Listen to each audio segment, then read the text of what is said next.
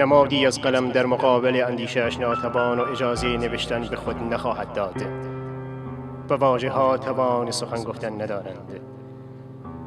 به راستی که نوشته ها ناتوان و الکن می شوند و سخنی در بر نمی ماند.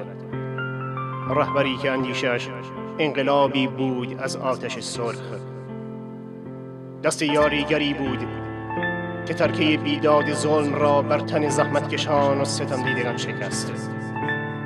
تمام قد می ایستیم به حرمت قدی که هرگز خمیده نشده. به راستی که نامت فریادی است بر پیکره ترک خوردی دیکتاتوری. کاک فؤاد رهبری از جنس سرخ عدالت خواهی که نامش بر تارک تاریخ می درخشد. رهبری که از مردم بود و برای مردم است. بزرگ مردی که تجلی آزادی را در برابری اجتماعی می دید. اسطوره‌ای که انسانیت را گرامی داشت و آزادی را برتر از نان و جان می دانست.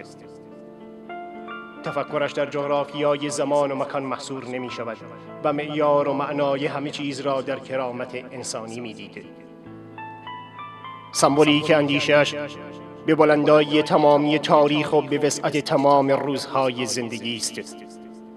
جان باخته‌ای که ایستاده جان عزیزش را بخت کرد. چشمان همیشه بیدارش پیام آزادی و قله و نهایتی بود از سرشت پاک انسانی، تا جایی که اندیشه‌اش به سان خاک و نور در زمان می‌وزد. نمادی که در دل تاریک شب آتش حمل می‌کرد و با پگاه صبحدم سرزمین آزاد را به نظاره می‌نشست. به راستی که نه سردی میله ها و نه تیغ و خنجر گرسنگی نمیتواند اندیشه‌اش را بدرد. آری، در برابر دیکتاتوری قد علم کرد که واژه عدالت و برابری را فقط میان کتاب ها و بین اعداد معنا می کرد و آمدنشان را در ویرانی خاک و آوارگی مردمش می دید. به راستی در برابر تمامی دنیای ارتجاع و کهنه پرستی رژیمی ایستاد که شقیق‌های منقلبشان هیجان خونین وحشت را در اجتماع و خاکی بارور کردند که مردمانش سوگوار واژه آزادی و انسانیت بود.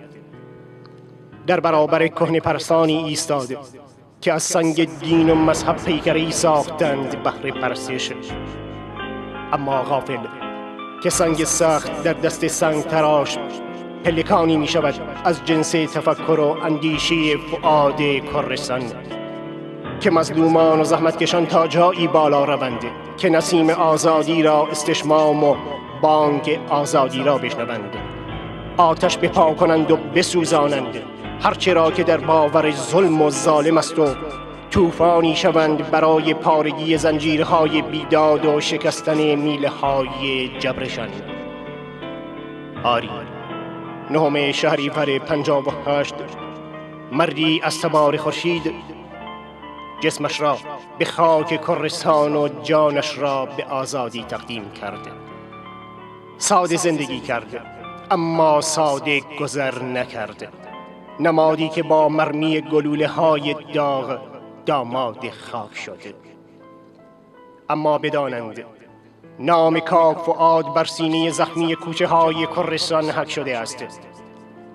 آری، بدانند که بدون مبارزه گندم از جسد فقیران و زحمتکشان نمی روید و گل بر چوبه دار سبز نخواهد شد. ما نیز گریه مادران و غم بر دل نشستی پدران جانباخته راه آزادی و سوسیالیسم را چنان معنا می کنیم که از درون گلوله آتش می شویم و گلوی بغض را بشکنیم که سنبولی خواهد شد که از جان بگذریم.